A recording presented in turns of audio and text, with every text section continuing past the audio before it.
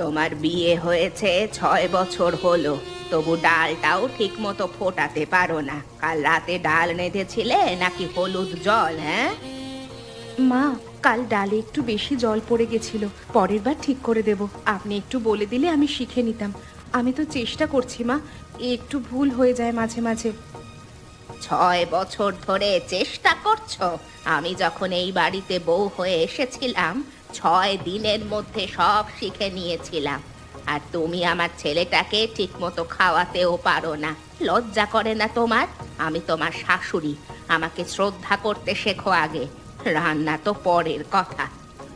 মা, আমি আপনাকে শ্রদ্ধা সত্যিই করি, কিন্তু আপনি যখন এভাবে চিৎকার করেন আমার ভয় লাগে।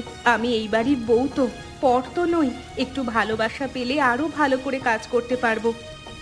তুমি বাপের বাড়িতে গিয়ে ভালোবাসা নিও, আমার বাড়িতে কাজ করতে হবে। নইলে দরজা খোলা আছে, চলে যাও।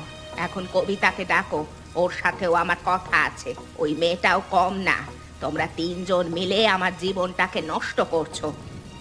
মা, কবিতা তো সকাল থেকে পুরো বাড়ির কাপড় কাচ্ছিল একা একা। আপনি কি একবারও ভেবে দেখেছেন মা, ও কতটা পরিশ্রম করে?